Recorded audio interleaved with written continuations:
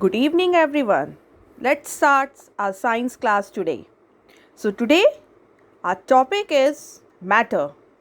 In this chapter, students, you will learn about the classification of matter, what are the states of matter, the factors responsible for the existence of matter, and the interconversion of one state to another.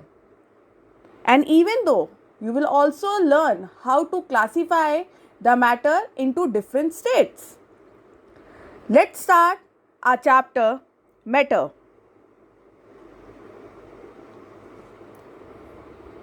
There are various materials classified: wood, sugar, stone, iron, common salt, water, oil, petrol, nitrogen, carbon dioxide, oxygen, and water vapors.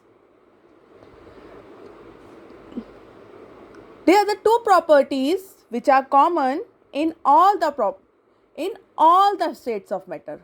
All materials take up some space, and the amount of space occupied by a body is called its volume.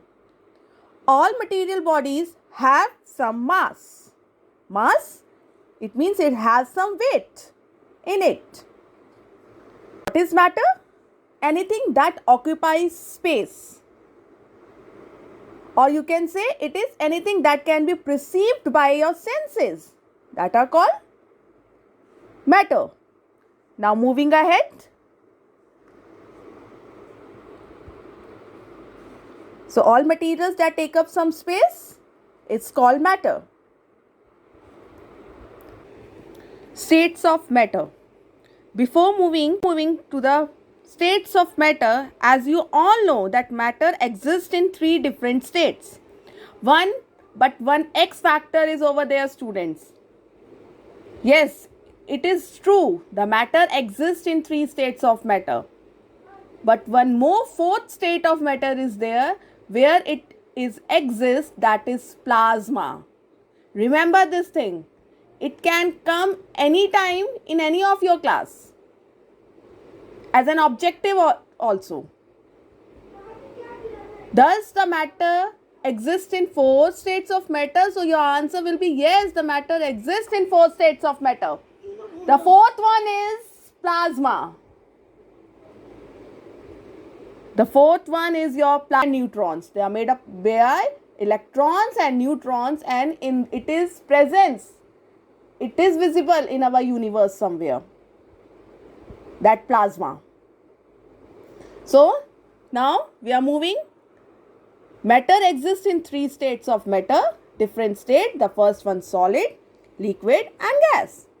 The first one is your solid. Solid. The examples of solid. What are solids? Solids have definite volume and shape. That are solids. So examples of solids are iron, sand, and copper. These are the examples of solid. Characteristics of solids. The molecules are held together.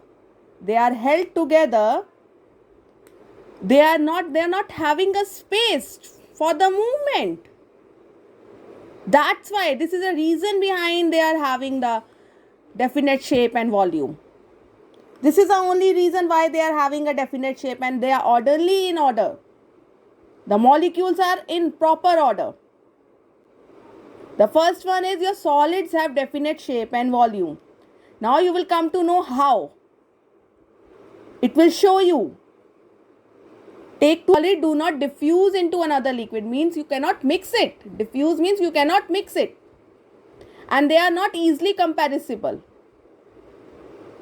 They are not easily comparable. And what is the reason behind it? Why they are not easily comparable? Because of the intermolecular spaces. There is no space in between.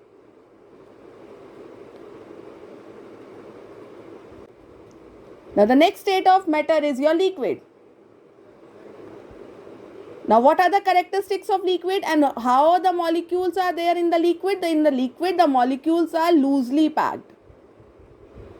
And examples are water, milk and fruit juice. Characteristics of liquids are that the molecules can freely move in liquid.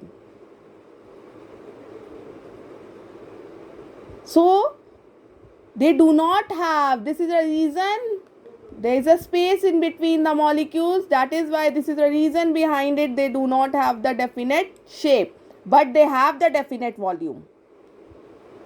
Now how you will see it has a definite volume? By this activity, to show that the liquid do not change the volume. Now you have taken a small beaker and you fill the beaker with the 100 ml. Now you will take another big beaker and you will fill with the same volume, same water level, 100 ml. Now the result is that in both the beakers the same level of water is there. So it means that it takes the shape of the vessel, that is, they do not have the definite shape. Now the next activity, to show the liquid take the shape of the vessel. It can take any shape of the vessel. So there in front of you two vessels are there, a mug and a plate. Now the same water has been poured in it. The same has been poured again in it. So you can see it takes a shape. So this activity shows you that it takes the shape of